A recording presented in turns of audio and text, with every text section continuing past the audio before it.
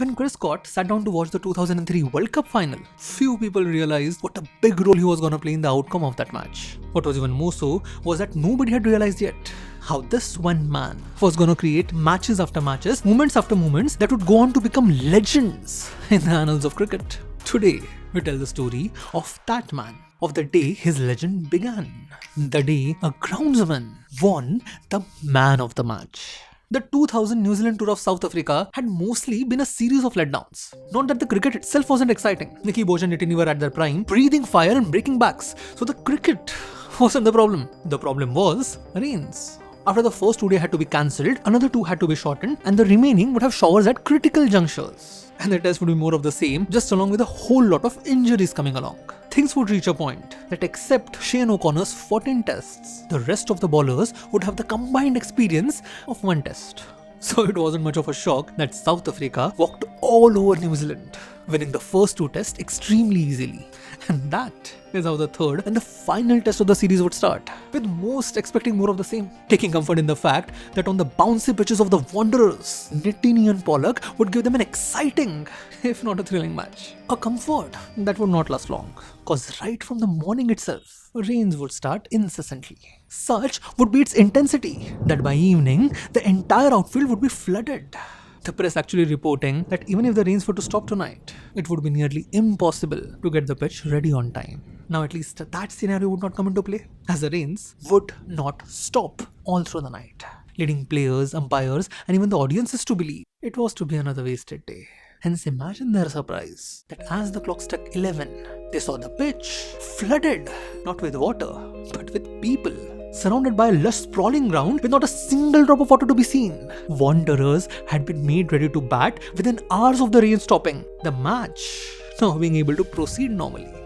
Now nowadays this may not seem like much. After all, grounds today have the technology to dry out a pitch in mere half an hour if required. But in 2000s, drying the pitch meant roaming over it with air blowers if your board was rich. And if not, then having to use hair dryers and pedestal fans to somehow get it dry. In fact, in important matches, even helicopters had been deployed to somehow blow all the water away. So drying a pitch in 3 hours after a day of non-stop rain, it was nothing short of a miracle. And the magician who had actually made this happen was Chris Scott, the pitch curator of the Wanderers. I know every blade of grass on this pitch, he would later go on to say. Working on this ground for the past 20 years, from the very moment the position of the pitch curator had been created back in 1980, he had had no courses to learn from and nobody to guide him. It had taken years and years of hard work and toil, decades of experimentation and practice to perfect his craft, all of which had been put to use to pull off the impossible that day.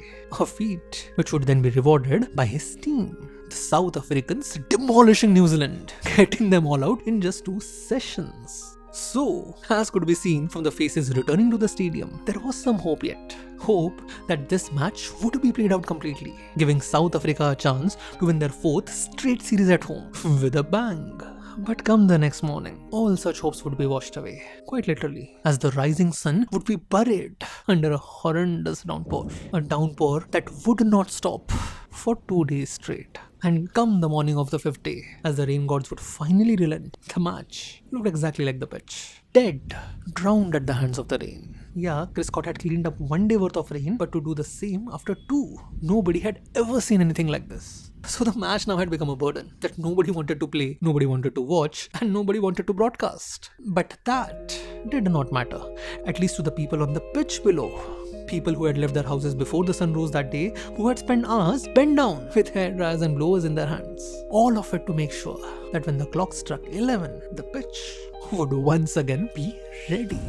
Yes, 2 days worth of rain had been cleaned in mere 4 hours. Chris Scott and his team pulling off yet another miracle. A new history had been created in the world of cricket, and what followed did not live up to the bill. Instead of going for a result, South Africa decided to waste the day away. New Zealand would respond in kind, resting all of its main bowlers. And even though young Depanar would go on to score a century, the game would end in a dull, boring draw, leaving most feeling frustrated in the end. A sentiment that would be reflected in the post-match conference, where in spite of winning the series by a landslide, Captain Sean Pollock would be grilled over the decision to waste the day away. But at the same time, there was another who was dealing with a situation of his own. The match referee Ted Wood, who now had to decide whom to award the man of the match. Now normally a 23-year-old scoring his first test century would be an obvious shoon for the reward, but knowing full well how that century had came to be, giving him the reward just felt wrong.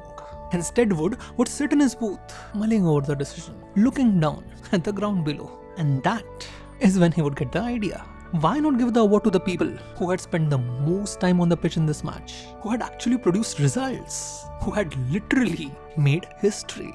So on he would go and write a name on a piece of paper that would become a legend, as for the first time in cricket, a pitch curator would be given the man of the match award, putting him along with the Wanderers on the world's map.